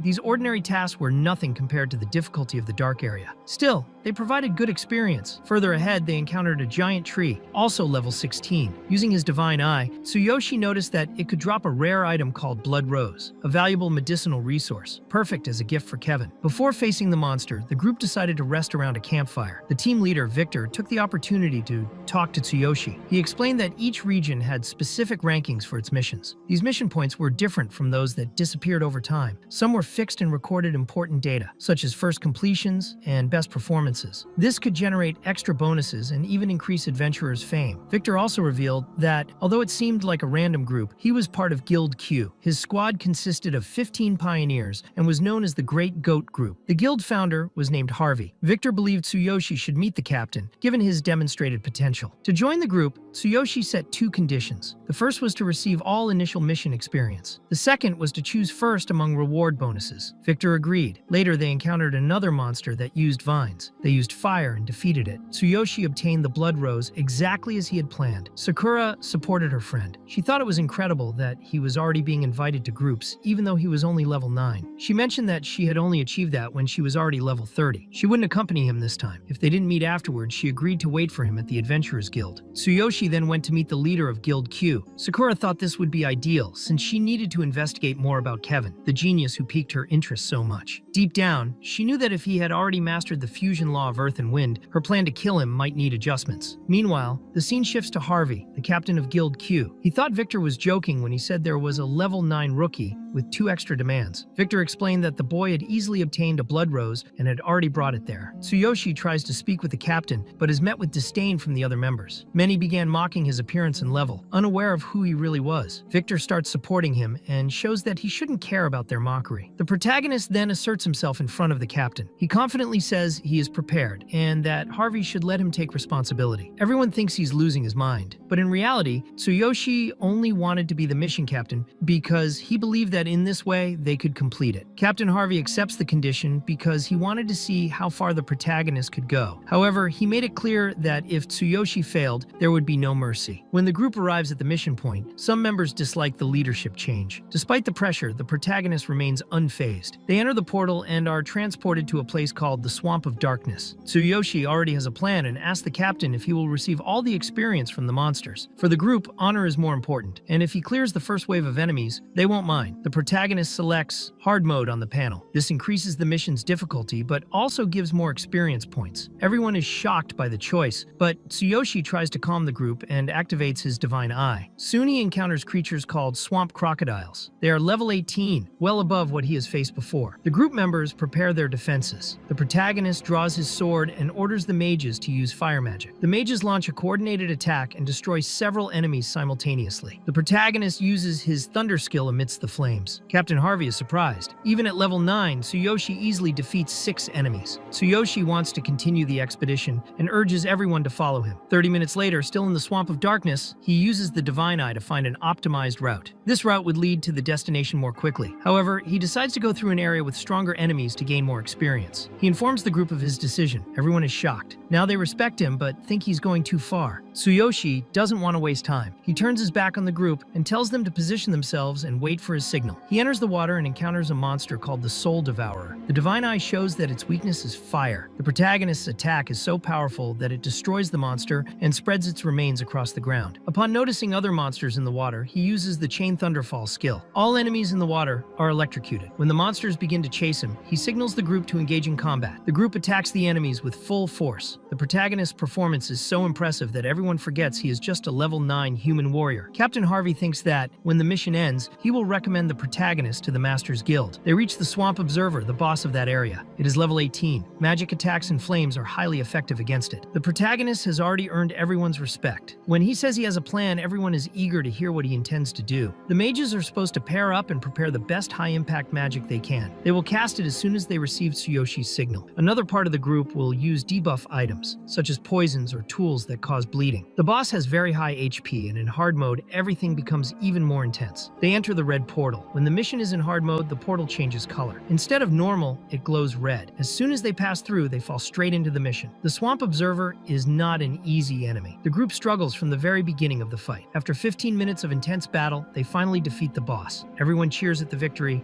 and the protagonist reaches level 10. But that's not all. Being the bearer of the Infinity Ring, he receives a special bonus upon reaching this level. He gains the black armor disguise set as a reward. He equips the armor, which is highly flexible and can only be used by the ring bearer. It cannot be sold or traded. The armor changes form based on the wearer's imagination and can serve as a disguise mimicking other sets. The protagonist looks so different that the others don't recognize him. He explains that he only changed his armor. They had completed the mission. The total time was 150 minutes and 36 seconds. When they exit the portal, everyone outside is shocked. The protagonist is now widely talked about. He showed confidence and valor. He even received apologies from those who had doubted him before. Now, all guild leaders wanted Tsuyoshi to join their groups, but he decides to join Guild Q. It was with this guild that he faced all the monsters in the Swamp of Darkness. After the mission, he returns to the northern Beastmen city. Everyone is surprised by his appearance, all because of the new set. He had promised to meet Sakura at the Adventurers Guild. Unsure if she would be there, he went to look for her. Upon arriving, he finds the hostess, who is surprised by his change. He asks about Sakura. The hostess says she hasn't seen her that day. She only mentions seeing two orcs making noise. One of the orcs gets irritated by the conversation and tries to attack the guild hostess herself. The protagonist reacts quickly and uses his supreme physical aspect skill to protect her. The orcs say they should go outside to fight since this isn't the right place, but the protagonist wants to find Sakura and doesn't have time for that. The hostess is worried. If he leaves, he might be attacked. She says that inside the guild, he would be protected by the guards. Even so, the protagonist doesn't care and says it's fine. At that moment, Harvey appears and calls the protagonist captain. Everyone is shocked to hear this. Even those who wanted to fight him stop. The hostess is also surprised. Tsuyoshi is in a good mood and lets it slide. He says those two guys only wanted to pick a fight with him. They eventually leave. Victor asks what happened, and the protagonist explains that his companion wasn't there. They then head to Guild Q's conference room. In the room, a meeting takes place. The protagonist thinks it's no longer necessary to call him captain since the mission is already over. The guildmaster, known as Q, congratulates everyone on completing the mission. Even so, he belittles Tsuyoshi a little. Captain Harvey intervenes and says the protagonist is a super talented human who made all the difference in the mission. Other members begin accusing Tsuyoshi with various arguments. They say he could be a spy from another guild. Victor tries to defend the protagonist and points out some truths, but the discussion continues. The protagonist then makes it clear that he was only there because of Captain Harvey, and since that was the case, he is leaving. He also tells Harvey not to worry, as he has been an honorable companion. Harvey is quite upset because he knows the protagonist has the potential to take the group to a new level. As they leave the room, a beastman with a dog-like appearance, who had mocked Tsuyoshi earlier, appears. His demeanor is different now. He had already apologized before and now comes with a proposal. In his guild, they received a very difficult request, and Tsuyoshi was the perfect person for the mission. The guild president wanted someone very strong. The protagonist shows more interest in the reward. The beastman explains that the request is urgent. It concerns rescuing the kidnapped daughter of a wealthy merchant. Tsuyoshi finds it very suspicious, as the mission seems too simple. However, the reward is 100 times greater than normal. 500 gold coins could cover the guild's expenses for a year. If the protagonist participates, he would receive half of that. He can't resist and accepts the mission. At the location of the guild conference, the father of the kidnapped girl named Wenton is very angry. No one has done anything to save his daughter, and he is starting to make threats. The guildmaster tries to explain that they are devising a plan and that the girl will be rescued soon. Wen grew even angrier. He thought the guild should have already been taking action. At that moment, the beastman arrived with Tsuyoshi in the middle of the discussion. He practically begged the protagonist to accept the mission. Tsuyoshi was still thinking about how everything would work. The beastman's fear was justified. If guild pace failed and the girl died, the guild's reputation would be ruined, and they would face heavy compensations. As Wenton raged, Tsuyoshi was direct. He said the girl would be saved, but he wanted to make a bet with the merchant. If he managed to rescue his daughter, Wenton would double the reward to 1,000 gold coins. Wenton thought the protagonist was mocking him, but Tsuyoshi said that if he failed, he would pay 50,000 coins to the merchant. Wenton immediately accepted the bet. They drafted a contract. The guildmaster signed it trembling. The situation was already tense, and the protagonist had made it even worse. After Wenton left, everyone in guild pace began to complain. President Doug from the Shaman's Association arrived to check on the group. Doug was also there to heal a wound. He discovered that the guild's financial situation was not good. He quickly used his healing skills. Tsuyoshi found everything difficult, but was confident they could succeed. He greeted Doug. Doug was surprised to see him there and said he also trusted that the protagonist would complete the mission. The dog-like beastman commented to the guildmaster that he hadn't realized Doug and Tsuyoshi were so close. Now it was clear that this human was no ordinary person. Meanwhile, the protagonist went out to plan with the team participating in the rescue. Doug stayed talking with the guild master and the vice president. Finally, Tsuyoshi asked one of the guild pace members to take him to the arena. He didn't want to watch a fight. He wanted to participate. His plan was to use the divine selection system to adjust his attributes for the assassin class. The mission required someone who could infiltrate and eliminate the target without being noticed. That's why he went to the arena. There, he could identify the best assassin combat skills and replicate them. At that moment, a shadow assassin from the cat tribe named Naruto, level 21, was fighting a giant blue orc from the Beastmen tribe, also level 21. At the end of the fight, Naruto won. Tsuyoshi observed his speed and decided he wanted to face him. Everyone began calling the protagonist a rookie. Naruto thought he must be crazy to challenge someone with experience in one-on-one combat. He decided to defeat him quickly, but Tsuyoshi already had his supreme physical aspect skill activated, along with the divine eye, analyzing every movement of the opponent. Naruto attacked, but Tsuyoshi dodged all strikes. When hit, his body remained intact, which impressed the opponent.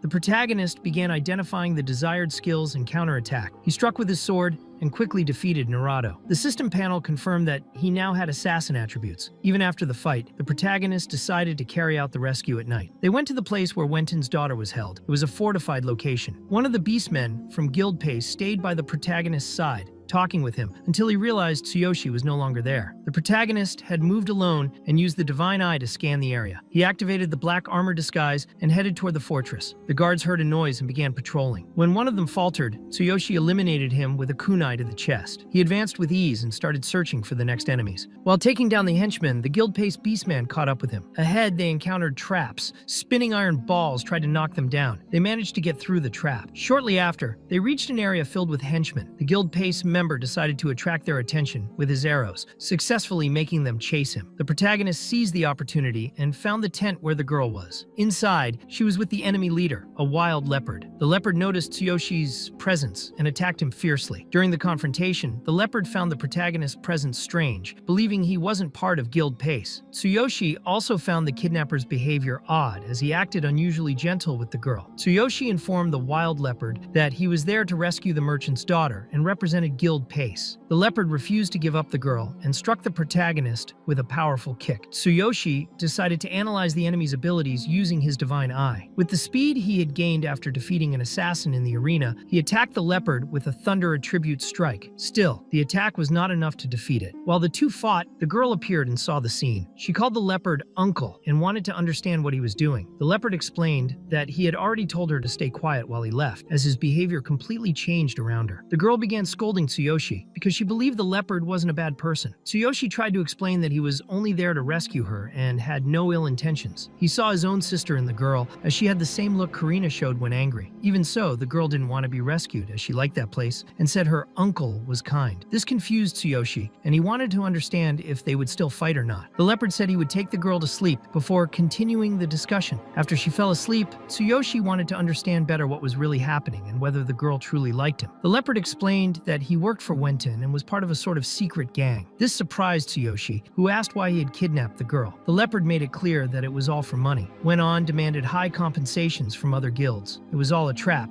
and Tsuyoshi had almost fallen for it. The girl had not been truly kidnapped, but was used in a fake rescue. Wen himself orchestrated everything, creating mechanisms and obstacles to prevent any ordinary guild from intervening. Furthermore, the girl wasn't Wenton's real daughter. He had stolen her as a baby and raised her as his own to maintain his scheme. The leopard was the one who had truly raised the girl and had grown very attached to her. He couldn't betray Wenton because, in the past, he had been starving and living on the streets until Wenton took him in. Wen gave him food, shelter, and training. Tsuyoshi then turned his back and told the leopard to leave with the girl and give himself a new life. He then told the guild pace member to return and inform the president that the mission was a success, as he would go after Wenton himself. Soon after, Tsuyoshi appeared at Wenton's house. He was determined to change the child's fate and put an end to everything. While Wenton panicked, begging for mercy, there was nothing more to be done. His subordinates had already been defeated. Tsuyoshi demanded 50,000 gold coins for the guild as compensation, since the girl was now in a safer place. He knew exactly how Wenton had been making money off off the child. Wenton tried to negotiate by offering half the profits in exchange for his life, but Tsuyoshi was not a sellout and wouldn't accept that. Therefore, he took Wenton's life. The next day, people found Wenton dead in his house. Naruto appeared and, after a brief analysis, concluded that the only person who could have done it was Tsuyoshi. He believed he could report it to the guild in hopes of returning to the Assassin's Guild, as this was his chance to redeem himself. Then, the protagonist brought a chest full of gold to Guild Pace, leaving everyone impressed. They had just received news that Wenton had been killed, and if the protagonist hadn't recovered the gold, the reward would never have been paid. However, he didn't care, as the mission was complete and he had leveled up. He took the 2,500 gold coins and decided to donate them all to homeless children and struggling families. After that, he left the guild. Now at level 11, and with the mission completed, he returned to the Adventurers Guild to find Sakura. Upon arriving, he found a crowd gathered and wondered what was happening. It was the wife of the president of the Northern Beastmen Trading Company, creating trouble with Sakura, accusing the hybrid of having tripped her son. Sakura explained she was only standing, waiting for someone, but suddenly the woman slapped her face, causing her to fall to the ground, caught by surprise. At that moment, the protagonist leaped and delivered a kick to the woman's face before she could do anything worse. He didn't care who she was, even if she was important. If she was unhappy, she would have to face the consequences. Meanwhile, Naruto had already arrived at the Assassin's Guild, being threatened, but explained that he had valuable information in exchange for a conditional agreement. At the same time, the woman who got kicked swore she would kill both of them. Tsuyoshi helped Sakura up and told the guard that what he did was self-defense, as the woman and her son had started the conflict. Some members of Guild Q who were present recognized the protagonist and were impressed that he had completed another mission, now in Guild Pace. He explained that he got involved in the fight because his companion had been assaulted by the wife of the trading company president, and the members of Guild Q wanted to know how they could help. The guard explained that they were in trouble, as if no one testified on their behalf. The law required them to be taken into custody. At that moment, the protagonist's companions offered to testify for him, and the hostess herself appeared, saying she would also help. The trading company president's wife was speechless with so many witnesses. The guard decided to take her away, and given the situation, she was forced to apologize to Sakura, which she did quickly. After that, they left the place and continued on their way. Upon leaving the city, the protagonist showed the girl that he had now managed to gather 250 gold coins, which left her quite impressed. He intended to use the money to buy new equipment for her, but she said he didn't need to spend his own money and mentioned that there was a nearby town with a medium-sized light hall, where a genius shaman named Kevin lived. The protagonist then remembered that he needed to find this man. As they walked, smiling, he suddenly felt something strange. Someone was trying to ambush them. The man responsible was the one Naruto had spoken to earlier. He appeared and made it clear that the punishment for skill thieves was death, claiming they belonged to the Assassin's Guild and that they would claim Tsuyoshis head. They revealed that Naruto had exposed the truth, saying that the protagonist was a skill thief who had stolen the guild's ambush technique. Quickly, Sakura drew her sword, and for the first time, the protagonist felt such an intense killing intent coming from her. She wanted to warn him that these two enemies were completely different from anything he had faced before. Tsuyoshi remembered what he had done in the arena when he stole his opponent's ambush technique. That skill was exclusive to the Assassin's Guild. Without wasting time, the enemy activated a skill called Absolute Darkness, designed to impair the victim's vision and allow stealth attacks. Even so, Tsuyoshi managed to block the strike. The assassin was intrigued and wanted to know the protagonist's level, to which he replied that he was level 11. The response seemed like a provocation to the enemy, who found it absurd. Meanwhile, Tsuyoshi analyzed all the movements with his divine eye. Suddenly, the assassin changed form, taking on a ghostly appearance. It was a technique he only used as a last resort. The battle intensified. He managed to strike the protagonist, but Tsuyoshi still had a card up his sleeve. He decided to use his Supreme Body Aspect skill and, at the same time,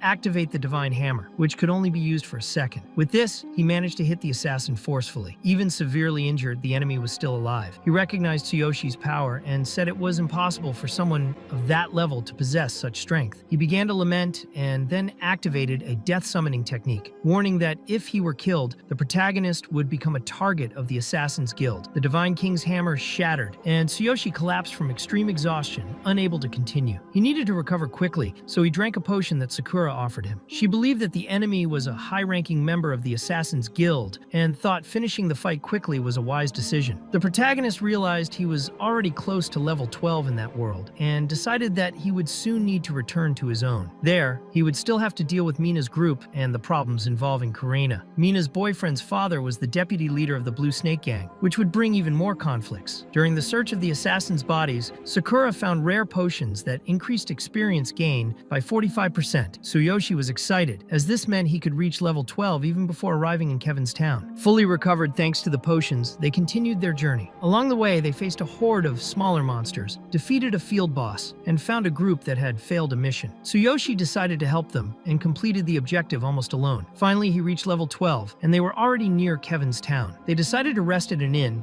and managed to get a room. However, a shaman in a blue cloak arrived accompanied by a woman, and the innkeeper immediately tried to offer him the room. He attempted to justify it, saying that this was Vicent, a direct disciple of the genius Kevin and a respected figure in the region. Upon hearing this, the protagonist made it clear that he didn't care about titles or reputations and demanded that the innkeeper show him the way to the room. Vicent continued insisting, trying to demonstrate his importance, but Tsuyoshi lost patience and forcefully knocked him to the ground. Furious, the blue-cloaked shaman stated that the protagonist would regret what he had done, promising to make sure he would not be welcome in Karnyo. Meanwhile, Tsuyoshi simply insisted that the innkeeper show the way to the room. Sakura was a little concerned and asked if he really didn't care that the man was Kevin's disciple. But Tsuyoshi replied that he treated others the same way they treated him. For him, there was no reason to respect someone who disrespected him. Night came. When Sakura fell asleep, Tsuyoshi returned to his world because he wanted to see his sister Karina. At home, he was relieved to realize he hadn't woken her. Seeing her lying there, he began recalling everything they had faced. Observing the equipment that allowed her to walk, he realized how hard she had fought to protect him. He lay on his bed and accessed the system, confirming that his equipment in the other world was still intact. Now, he only needed to find a good opportunity to level up. The next morning, they walked to school. Karina wanted to know what had happened to her brother, as he looked completely different after just one night. Tsuyoshi tried to convince her it was just the new haircut and a bit of exercise. Then, he asked her to take care of herself and wait for him in the classroom after lessons. Karina kept remembering what had happened the previous day until Mina appeared right in front of them. Mina's friend tried to change the subject quickly, but Tsuyoshi explained to his sister that now no one would bother her anymore. Karina noticed that the girls were behaving strangely. In the classroom, Rayleigh was talking to his cronies, saying he wouldn't bow to a loser who used to do tasks for them. He was clearly talking about Tsuyoshi. However, upon seeing the protagonist enter the classroom, everyone was shocked by the drastic change in his appearance. The teacher then announced that the Future Star Tournament would take place soon and asked if there would be any participants. She explained that the prizes that year were amazing, and even the teachers were interested. The winner would receive 10 million yen. Upon hearing this, Tsuyoshi thought that since he had borrowed 600,000 yen from the Blue Snake Gang at high interest, this prize would be enough to pay off the debt and even move Karina to an apartment with an elevator. Moreover, if he caught the attention of the school's Hero Association, he might even receive some support. Even without understanding much about the hero-related systems, he knew this was a real opportunity. For him, money in the real world was more important than gold in the other world. He and Karina needed resources to survive and have a better life. Determined, he raised his hand and announced that he would participate. Rayleigh began mocking him, saying he shouldn't get so excited just because he had won once. He thought the protagonist had changed, but now he seemed to be delirious. Tsuyoshi then proposed a bet. If he lost, Rayleigh could do whatever he wanted, but if he won, they would have to stop bothering him. Rayleigh agreed, as the whole class would be witnesses. The teacher explained that there would be a preliminary test before the tournament, and confirmed that she would submit Tsuyoshi's registration in the form. Later, he went to the front of Karina's classroom and told her about the tournament. She simply responded by encouraging her brother. Meanwhile, Mina was talking to Billy. His father knew the hero classes of other schools, so she thought this was a good chance to teach Tsuyoshi a lesson. In the principal's office, he was worried because a student from the regular class had registered for the test. This student was Tsukishiro Tsuyoshi. The principal mentioned this to the secretary, who was surprised by the situation. In the test preparation area, there were many young semi-heroes. These are students born with natural talent and therefore placed in the high school hero class. These students have certain privileges and participate in competitions to defend the school's honor. The teacher supervising the pre-competition test found it strange to see a regular class student participating in this type of test. Everyone paid attention to Tsuyoshi because of this. In the observation room, the president of the school's Hero Association, named Suzuki, was also present. The test began as explained. Everyone had to form groups and enter the simulators. The three machines were basic-level simulators used for Class D tests. They also simulated Class E and F caves. With the abilities of most participants, the system predicted an F rating. Tsuyoshi didn't know it was necessary to form groups. He only knew there would be a test in the afternoon and decided to go alone. Everyone entered the simulator and was impressed by the realism of the simulation. The system also provided basic equipment to each participant. After the simulation, the teacher congratulated all participants, saying that everyone had passed. Next, it would be the turn of the regular class student. The teacher mentioned that he could quit as soon as he entered if he wanted. The others began mocking Tsuyoshi because they didn't know he was a true hero. Since he had his own equipment excitement in class, he didn't worry about it. Inside the simulation, he defeated several level 1 monsters. As his sister Karina was waiting, he wanted to finish quickly. Everything seemed simple to him. In 6 minutes, he had already reached the boss, a giant level 3 rabbit. He cleared the entire simulation in less than 10 minutes. The system showed a data error because his skills were far above the simulation's level. He noticed there was also a Class D cave simulation. He thought passing the Class F was enough, but decided to enter the Class D one as well. Meanwhile, outside, everyone thought he had died because he hadn't come out yet. The teacher began to suspect something, as 12 minutes had already passed, which was too long for a regular student. The president of the association watched, impressed that a regular class student had lasted that long. Tsuyoshi exited the machine after earning a perfect score. He had completed both the Class F and Class D tests. Everyone was shocked, thinking he should belong to the hero class. Tsuyoshi left the area without caring about the score. He only wanted to pass to participate in the tournament, as his sister was waiting. The president tried to talk to him and asked about the final boss of the Class D simulation. Tsuyoshi replied it was a level 6 dark wolf. It was fast but weak. Tsuyoshi only made a few cuts, and the monster died. After that, he left to fetch his sister. The president, observing this, believed he needed to analyze Tsuyoshi more thoroughly. He wasn't just a hidden genius, but a true monster. For this reason, he wanted to recruit him for the Hero Association. After this, all students had to register for the event before the arena meeting. The practical skill test would start soon. Everyone needed to go to the test area. Tsuyoshi still didn't fully understand. He thought the tournament would begin immediately. The test required minimal movement while maximizing power. Body movement and strength scores appeared on the screen. The first participant was a student from Sawahira High. His score wasn't very high, and most other students also had fairly average results. Almost everyone had similar weak results. Next was a student from Kurozu High. He was confident and achieved the highest score so far, with 89 in body movement and 92 in power. Everyone was very surprised at the level he reached. Then it was Tsuyoshi's turn. Karina watched the test and supported him with devices to assist her brother. Tsuyoshi then used his skill called Ultimate Body Aspect, concentrating all his energy into his index finger. When he touched the target, a strong shockwave spread, alarming everyone. The place fell silent, and the measuring machine couldn't record the numbers correctly. The score was so high that the system crashed. Tsuyoshi noticed this and thought he might have overdone it. He used so much force that the ball detached from the device. No one knew what it meant or what to do next. The machines began to be inspected. The president of the Hero Association approached Tsuyoshi and asked to see his hands. Seeing the calluses and scars, he asked why, and Tsuyoshi explained he had been working part-time jobs for over 10 years to support himself. This left the president very shocked. One of the technicians responsible for the inspection reported no equipment malfunction. After recovering the data, they discovered that both the movement and power scores were 100 each. Everyone was impressed, but some suspected it was too much strength to be true and began claiming it was cheating. The president of the association officially responded, stating that on behalf of the School Hero Association, he confirmed there was no data manipulation. This left everyone in shock, as the score was now officially validated. Among those present was a business partner of Billy's father, the leader of the Blue Snake Gang. He had received Billy's request and would do everything to fulfill it. Some students began revolting, saying they didn't believe the results and accused the system of being tampered with. Then they displayed Tsuyoshi's complete data from Seishin High on the big screen. Karina was impressed by her brother and couldn't believe how amazing he was. Mina became angry seeing Tsuyoshi stand out so much and started sending multiple messages to Billy, trying to resolve the situation. The tournament host announced that each school could form their own teams for the next stage, which would be a team competition. They also informed Tsuyoshi that, according to the rules, he needed at least 3 people to form a group. Since he was alone representing his school, he could not participate in this round. He understood the situation. In the end, his school was in first place with 10 points so far. Billy's business partner was frustrated because he couldn't interfere in this second match as he wanted. He planned to replace Tsuyoshi, and now the only option was to find him and secure victory in the next phase. From that moment on, each team would enter the simulator one at a time. The protagonist was thoughtful, as the supreme star would be determined by the highest final score, and additionally, the player with the best performance during the match would be named MVP. He was aiming for that title. If he achieved a good score in the individual rounds, he could win the 10 million yen prize. All schools were giving their best inside the simulator. They were already halfway through the competition, and as expected, Kurozu's senior group led by a large margin. Meanwhile, one of Seishin's teams had a visibly tired player until they remembered Tsuyoshi, who could help form the team. They needed 3 people and couldn't waste the chance for points. The protagonist then entered the portal with them. As soon as they reached the scenario, enemies began falling from the sky. Tsuyoshi asked his teammates to close their eyes. He then summoned his weapon, a cold blacklight sword, and quickly destroyed several monsters at once, also using his ultimate body aspect. Everyone was shocked to see that he had defeated 300 enemies at once. When the group's time ended, Tsuyoshi's team came in first, with about 330 monsters defeated. The president of the Hero Association asked how they managed to defeat so many enemies. The students replied honestly that they only closed their eyes as Tsuyoshi had instructed. Quickly, they began accusing the protagonist of cheating again. Another inspection was carried out, and although the numbers had increased suddenly, it was hard to prove any wrongdoing. The next test was long jump. The protagonist used his ultimate body reinforcement skill, concentrating all power in his legs, and with a jump so strong that it broke the ground, he took first place. In the short distance sprint, he also excelled. In the discus throw, he won again. At the corridor entrance, Billy was on his phone, confused because Boniface seemed unable to do anything. Billy's father's allies were using something called P2P mental interference, an expensive item circulating on the black market. They were now going to use it to defeat the protagonist. The interference had been adjusted to only 10% of its original power, so they considered it safe to use at that moment. Next came the final event of the day, the traditional tug of war, very popular among the audience. In tug of war, 3 players from each school use ropes to pull a chosen female student to the top. When the elevator stops, the student must lower the school flag to win. The host announced that Tsuyoshi would participate in the tug of war, but there was no available female student to pair with him. Any volunteer had to go to the competition area. Karina, without a second thought, shouted that she would do it, even with her weak legs. At that moment, Mina had an idea. She would participate just to cause chaos. Even if she didn't win, she would make it seem like the fault was Tsuyoshi's incompetence, not hers. She no longer trusted Billy and couldn't stand the situation any longer. When the volunteer arrived, the protagonist had his back turned. Turning around, he was shocked to see who was in front of him. Mina said she was there to help him. After the principal left, he ordered them to resolve it themselves. The protagonist immediately changed his expression, suspicious of why she was there. He thought she was planning something. Mina, teasing, said no one else would come, and he should be careful with his behavior. The host shouted, warning all participants to get ready, as the final elevator for the tug of war would begin. Mina then said that he should make sure to pull her up and secure first place. Despite saying this, it was all just talk. In the end, she realized that the protagonist was completely ignoring her. Boniface was consumed by hatred and had no intention of letting Tsuyoshi win that contest. The event was well organized, with assistants positioned around to help if any player lost strength and let go of the rope. When everything was ready, the tug of war began. Tsuyoshi held on tightly and quickly realized that it felt very light. His legs, strengthened by his ultimate physique, made the effort almost negligible. He thought that if he pulled too fast, it might raise suspicion, so he decided to gradually increase the speed, planning to secure first place at the right moment. Meanwhile, Boniface activated the P2P mental interference. A psychic shockwave swept across the field, striking Tsuyoshi's mind and causing an intense, sudden headache. The interference was extremely dangerous, and its use was prohibited, as it overloaded the brain and could cause permanent damage. Everyone was struggling to lift as much as they could. One of the students managed to lift his classmate, which prompted the protagonist to act. He activated his ultimate body enhancement ability and concentrated all his strength in his arms. Meanwhile, Mina watched angrily as he didn't even show any effort. She wished something would go wrong and decided to increase the pressure on the rope. The protagonist began to feel the rope trembling. An assistant asked Mina to stop moving so much, as it could become dangerous. She looked at the protagonist's face and saw him staring at her with intense anger. He asked if she was there just to cause trouble. She felt a murderous intent coming from him and was very frightened. At that moment, Boniface activated the item that caused P2P mental interference. Everyone began to feel an intense headache and held their heads. Boniface himself hadn't expected to be affected and fell to the ground in pain like the others. Tsuyoshi also felt the effect. But as the ring bearer, the system activated a mental protection barrier. Several students fell, and some girls also began descending from the structure asking for help. The protagonist felt the impact, but remained firm. Mina also started to fall, but he held her tightly. He activated the ultimate body enhancement again and focused the power in his legs. After that, he grabbed the ropes of all the girls to help them. The opponents were in severe headache pain, but weren't in danger. The girls, however, were, since even the assistants had been affected. The protagonist used all his strength until his gloves tore. Others tried to help him but wanted to pull him off the rope. He made it clear that he didn't want to give up. In the end, Mina saw how much he had exerted himself and rang the bell for him. Billy was furious at her action. The protagonist managed to save the girl, and everyone started cheering. The Blue Serpent gang learned of the victory and of his school being in first place. The gang leader decided it was better to retreat, realizing that Tsuyoshi was out of their reach. An inspector appeared to inform the principal that there was an urgent report. They explained that a student had used an illegal mental parental interference item. It was identified that Boniface from Kurozu High was responsible. The association president requested that they continue investigating the motives behind the incident. The school principal began treating Tsuyoshi differently, but he didn't care. The president of the Heroes Association informed that as the future star champion, he would receive a cash prize and that the ceremony would be held in a mansion located in a high-end area. Meanwhile, Mina wasn't so lucky. Billy grabbed her like she was trash and demanded an explanation for why she rang the bell. He pushed her against the wall and yelled that she had forgotten the humiliation Tsuyoshi had caused them. To him, both she and Boniface were useless. Mina replied that the protagonist had saved her life and the lives of everyone else. If it weren't for him, she might be dead or in the hospital. Outraged by Billy's coldness, she slapped his face. When he tried to retaliate, Tsuyoshi appeared and grabbed his hand. The protagonist quickly knocked him to the ground. Billy continued with threats, saying he was the son of the Blue Serpent gang leader. Tsuyoshi said that idiots were beyond cure and punched him in the face. Soon after, Mina's friend arrived, worried. Tsuyoshi turned his back and asked if Mina needed anything else. She knelt and apologized for having harmed his sister. She swore she would never touch Karina again and asked Vivian to apologize as well. Later, the protagonist was in the locker room resting and reflecting on everything. Rayleigh's allies appeared and, instead of causing trouble, apologized for having treated Tsuyoshi like a lackey all that time. After everything, the protagonist left, knowing things would never be the same. People began bothering him non-stop. Everyone venerated him and made a lot of noise wherever he went. He didn't like it at all. In the middle of this chaos, he found his sister. However, Mina ran over to warn him that Billy and his gang were nearby. Shortly after, she was grabbed by Billy himself, who began cursing her as if she were nothing. Rayleigh's allies, who were accompanying the protagonist, were terrified upon seeing Billy and his gang. Even so, the protagonist asked them not to get involved. He only wanted them to take care of his sister. From that day on, he no longer needed to hide anything. Everyone knew he was a hero, and now he would show it without fear. Using his full set, he prepared to face the gang. With his ultimate body reinforcement ability activated, he launched an attack, hitting several enemies simultaneously. While he dominated the fight, two men observed everything from a rooftop. They noticed that the intensity and precision of Tsuyoshi's power were on another level. Those two were S-rank heroes. The bald one was Dane from the Final Glory Guild, and the other was Sandor, belonging to the Furious Dragon Guild. During the fight, Tsuyoshi threatened Billy by throwing an iron bar to the ground. Billy panicked and fled. The protagonist thanked Mina for warning him in time. After that, he noticed that several people continued following him, so he asked everyone to leave. He walked with his sister and explained that everything has a good and bad side. Fame attracts attention, and it isn't always positive. Then he told her that because of the tournament victory, the president of the school's Heroes Association would give him a bonus of 10 million yen and an apartment. Karina was surprised by the news. The protagonist was happy to know she wouldn't have to climb stairs every day anymore. He always thought of her. Taking care of his sister was his responsibility, and he would do it with care. On the way, the president of the Heroes Association appeared and asked if the protagonist had time to talk. He wanted to get to know him better and discuss the next supernova tournament. So they went to the protagonist's house. There, he offered tea to President Suzuki. The man wanted to know if Tsuyoshi had lived there with his sister all this time. The boy explained that he had. After their parents passed away, the two lived alone. The problem was that Karina had to climb many stairs every day. Suzuki thought it best for them to move the next day to the offered mansion. It was fully equipped, and he wouldn't need to worry. But before leaving,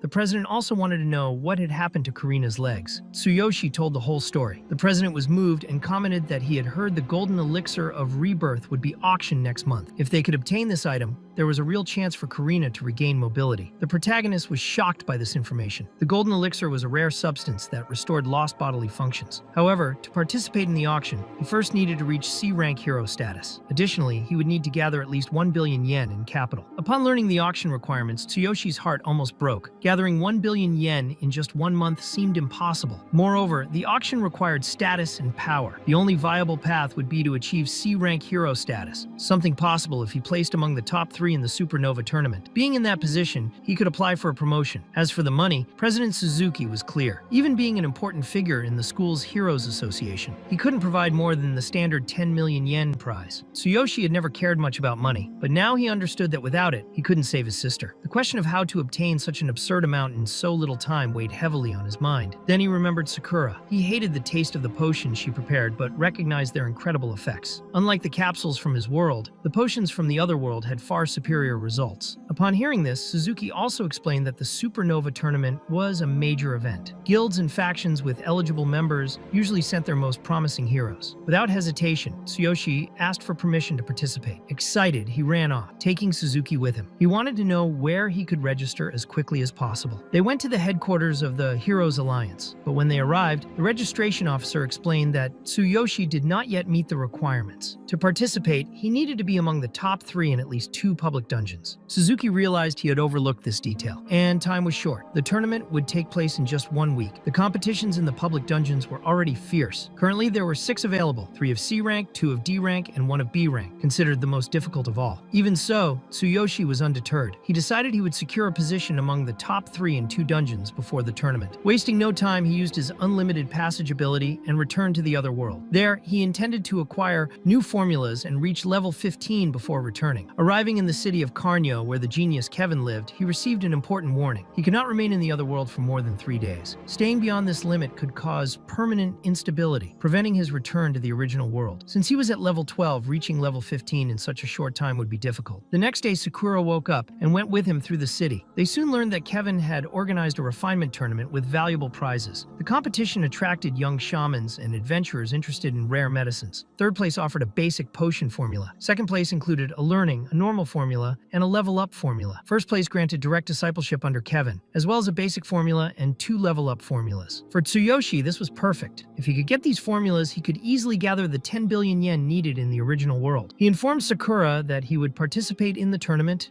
and win. But she was confused, thinking his goal was only to meet Kevin. Tsuyoshi believed that winning would be a fair way to prove his worth without begging. Sakura understood that her plans would have to be postponed once again. They went to the registration desk for the refinement tournament. There, Fulin was upset to see him. He didn't remember her, but she made a point to remind him that she had lost the shaman exam because of him, placing second. Tsuyoshi simply apologized and ignored her, focused on registering. At that moment, he came face to face with Vincent, who was furious to see him there. Vincent made it clear that he had sworn to prevent Tsuyoshi from being in Carnio, and that now he had fallen right into his hands. Wasting no time, he called 2 of his henchmen, beastmen, ready to attack. But Fulin, who considered Tsuyoshi her senior, asked him to stop. Tsuyoshi noticed the 2 beastmen approaching and decided it would be legitimate self-defense. However, the situation worsened when a man named Gillette appeared, stating that Vincent's enemies were also his enemies. Gillette also showed disdain for hybrids and threatened to be cruel to Sakura. Meanwhile, Vincent appeared indifferent to Fulin, which surprised her, as she had only asked them to stop fighting. Tsuyoshi reassured Fulin and made it clear that he would put both of them in their place. He attacked Gillette, who managed to block the strike with difficulty. This impressed Vincent. Tsuyoshi attempted another attack, but someone arrived, interrupting the fight, and announced that the tournament was about to start. Because of this, Vincent withdrew, taking his brother with him. Kevin, a level 36 red shaman, witnessed the scene and expressed disappointment, saying that this shamed the shamans. Vincent tried to apologize to his master. Fulin took the opportunity to accuse Vincent of causing everything. Sakura, seeing Kevin, felt relieved. His presence commanded respect, and everyone began to tremble, especially Vincent, who started crying and begging for forgiveness. After sending everyone away, Fulin explained that she was there to help the human who had defeated her in the shaman exam. Kevin was surprised to learn that Tsuyoshi was that human. Tsuyoshi presented a letter of recommendation sent by President Doug, requesting his participation in the refinement tournament. Since it was a direct recommendation, Kevin decided to take him seriously and accepted to accompany him. Tsuyoshi noticed that Sakura had disappeared, but focused on the conversation with Kevin. After reading the letter, Kevin discovered that Tsuyoshi had been affected by darkness and was using forbidden elixirs to cope with the symptoms. The boy admitted that he had ventured alone into the dark area, which was reckless. Knowing that he faced everything alone impressed Kevin. Kevin asked if he had ever studied potion refinement and who his mentor was. Tsuyoshi replied that he had never studied and that everything he had done was instinctive. Kevin believed he could be a genius. As they walked, Kevin explained that a refined potion could contain the power of the laws and might even be able to remove the darkness from Tsuyoshi's body. He showed his refining chamber and asked for a drop of blood to examine. Kevin analyzed the blood and found traces of darkness, even though Tsuyoshi appeared fine. He warned that potions would no longer be sufficient and that he would need to use the power of the laws. Then he invoked a magical rune and applied it to Tsuyoshi's back, causing him pain. The intensity of the power increased, and Tsuyoshi activated his final physique to protect his body, which startled Kevin as he noticed a strange power resisting the laws. Kevin began to see the boy as a possible threat and decided to place a secret seal on him. The seal, if activated, could kill him. Kevin then lied, saying that he had eliminated all traces of darkness. Tsuyoshi felt better and offered gold as thanks, but Kevin refused out of respect for Doug's recommendation. He informed Tsuyoshi that he could participate in the refinement tournament immediately, without preparation. They proceeded to the main location of the tournament. Frieren guided Tsuyoshi to the refining platform